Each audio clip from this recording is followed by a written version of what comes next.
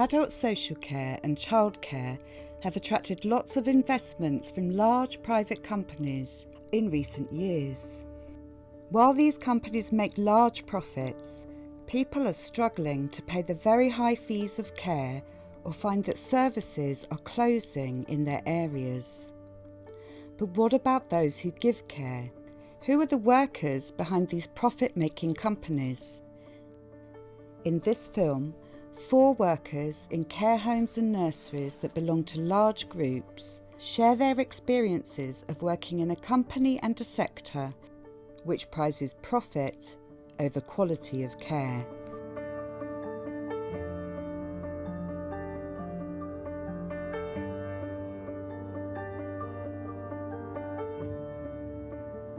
I went to the care sector based on economic reasons. Also, because I'm naturally a kind, patient and caring person, a friend recommended care to me.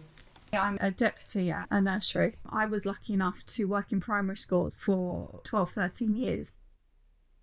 And the level of training I got there as a teaching assistant compared to what I get in the early years sector is just night and day. Well, it was one of my friends who suggested that I go for that sort of work because she said I'm very kind and empathetic. So I thought, okay, yeah, that might suit me then. I went in the nursery and I asked the manager there. It was what I was looking for at the time. I used to be a childminder. Mainly I was looking online and that's where I found my job. But I mean, what I know now is that most of those job adverts are quite misleading. It will tell you that you've got lots of time to spend with the residents, to meet their needs, all of that, but that's not true.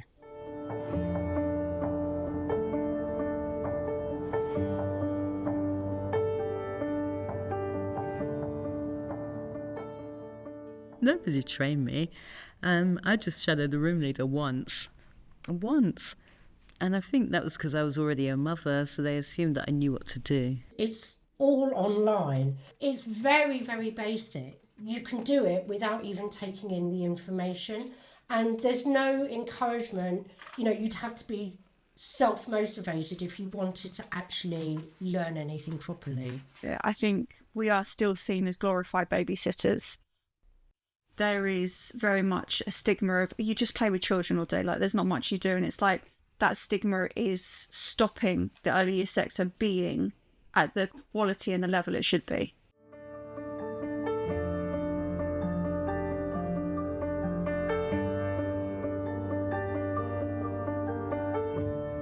We're often understaffed, and sometimes the staff were not well trained. There's much more emphasis on offering person-centered care on the client and less emphasis or less concern for the care worker, the conditions, the feelings, the experiences of the care worker.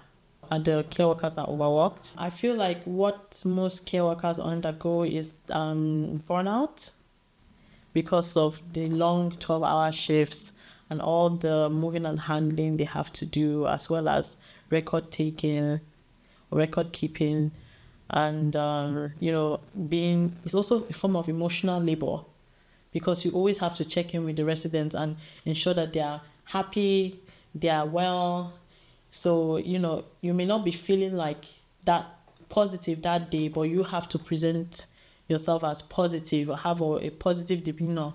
We've got a lot of absences. It does add the pressure and the backlog to everyone. So obviously we will then have to go into the room to cover if ratios aren't being met. So then that means that the admin side of our jobs in the office doesn't get done, which means we either have to stay late or come in early to get that done, which means instead of working a contracted 40-hour week, I'm working a 50 to 60-hour week.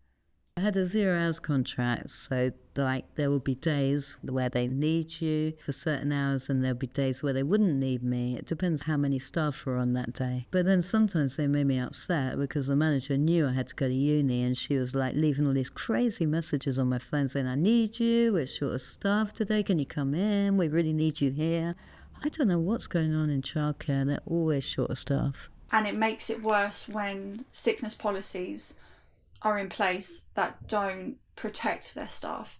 it's 3 sets of absences and then you're on a disciplinary. Think about who I'm working with. If I'm in baby room and I've got 3-month to 2-year-olds, they pick up everything because they're still building their immune system. Like, I know when I see some of those children get sick, I'm like, okay, that's what's going to happen to me in a couple of weeks.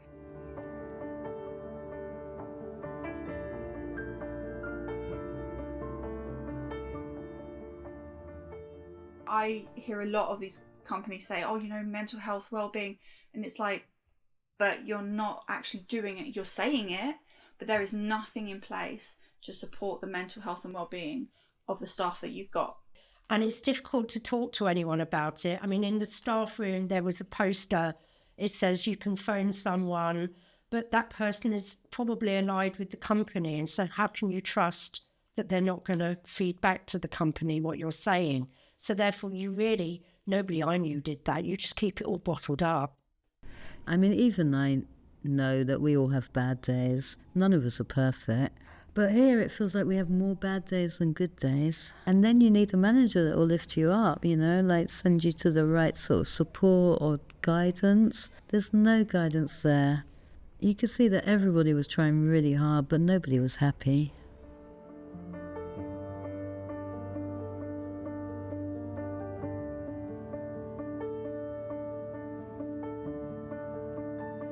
So when it's about profit, of course, people's human rights are being violated all the time. I've found with, especially stepping into a more senior role now, it is all about like how much the nursery is making. It's all about how much the company is getting in.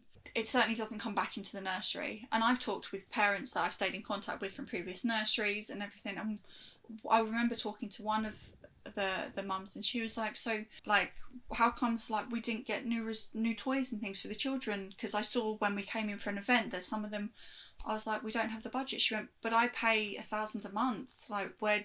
And I was like, it doesn't come back to us. I was like, what you pay for your child to be at that nursery does not go into the nursery, it goes into head office, and head office will disperse it where they feel it needs to go.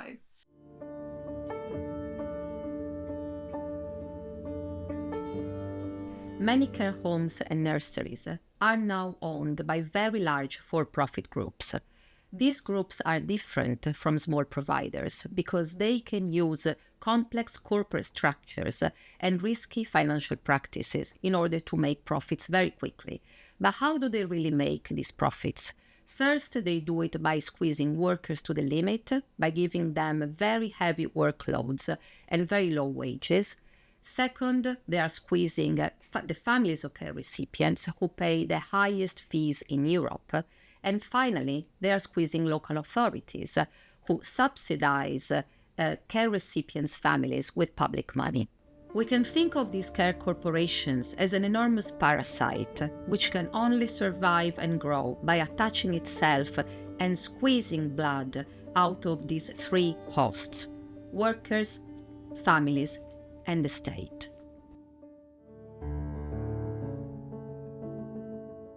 I think taking the focus away from making profits and focusing in on providing high quality care is an essential change, because it will mean that local authorities who are commissioning care, who are providing care, will be able to focus on the needs of the people who are asking for that care, rather than looking at the bottom line, rather than squeezing every penny that they possibly can out of the workforce. Governments need to make it easier for workers to access trade unions, and trade unions need to take up the task of organising these workers in private care homes and nurseries. The situation that we've got at the moment can be changed as long as somebody is brave enough to be able to actually go and try and deal with it. And we need to put workers at the very, very heart of that, because they know what it is that is necessary. They live it and they work it. And the reason that people do care work is because they actually care. I think the start of it needs to come from the perception of childcare. Nothing will get done until then, because while people only see babysitters or childminders or, carers, they won't pay for early years. But until that perception changes, nothing else will change. No one is going to pay us better. No one is going to look at the hours we're working, the sickness, the pay, the holiday entitlement. No one's going to bother to improve those if all they see is that we play with children all day and it's an easy job. Care shouldn't be for profit. These people at the end of their lives, someone who's old or unwell, who needs support, that care should never be for profit. It shouldn't be for profit.